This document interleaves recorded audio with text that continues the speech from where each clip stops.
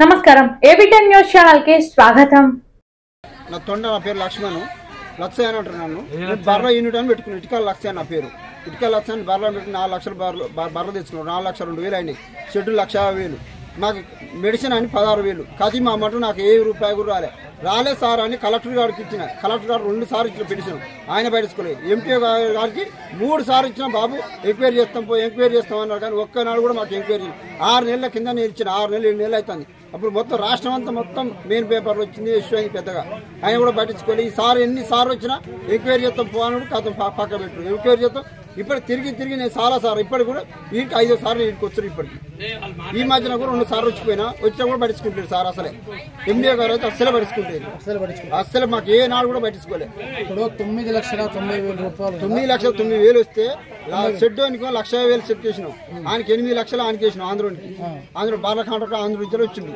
ఆయనకి అనిపోతే 4 బార్లు తెచ్చుకుని 10 బార్ల మాకు బర్రని నేను చదువుకుంటా. నాకు చదువుకునే బార్ల మీరు ఇప్పుడు వచ్చి ఎంక్వైరీ చేసుకోండి. అక్కడ బర్రెలు ఉన్నాయి. మీరు బర్ర ఇప్పుడు ఆ కాంట్రాక్టర్ పేరు ఏం పేరు? వర్మ అని మనకు తెలుసు. ఇంకా వాని పైన కూడా ఉన్నాడు. అడగలేదు మాకు మా కంచెలు తీసుకుపోయింది. మరి వర్మ పంపించింది మా ఎంపీపీ మేడం. ఫోన్ నెంబర్ చెప్పా. వర్మ పంపించింది మీ ఎంపీ మేడం ఎవరు? ఈ స్నేహలత గారు పంపించిన నెంబర్ చెప్పు. ఆమెకు ఎన్నో సార్లు చెప్పినాం. ఆమె చెప్తే ఎంక్వైరీ చేద్దాం అని ఆమె కూడా అంటది. ఇప్పుడు వర్మ కూడా ఈ మధ్యన కూడా మేడం నాకు డబ్బులు రావాలిగా. నాకు 98,000 ఇస్తున్నట్టు నేను తీసుకోలే.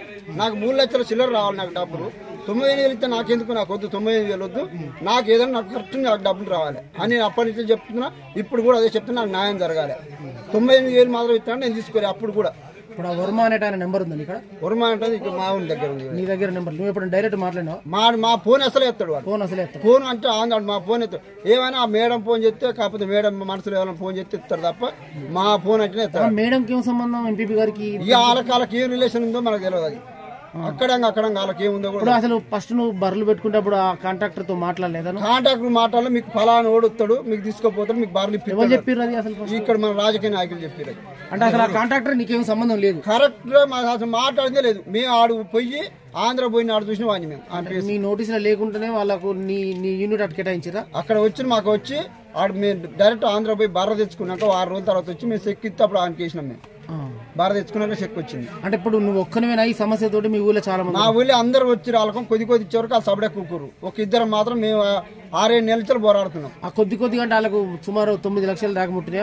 వాళ్ళకు కూడా 5-6 లక్షలు 7 లక్షల వరకు అంతవరకు. వాళ్ళకి కూడా ఫుల్ అమౌంట్ ముట్టలే.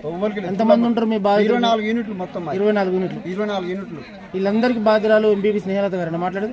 మనకు పంపించింది అయితే పోరి అక్కడ బర్రెలు ఇస్తాడని పంపించింది. మనకు మనం పంపిస్తాను మనం చూసుకోపో అని చెప్పింది. అది మా మేడం ఆడికి పంపింది. మేడం అంటే ఇప్పుడు ఎంపీపీ మేడం, ఎంపీ స్నేహలత గారు ఆడికి పంపించింది బర్రతోటి. మన కాడైతే పరిచయం లేదు. వీళ్ళ కాళ్ళకు పరిచయం పంపించింది వీళ్ళు.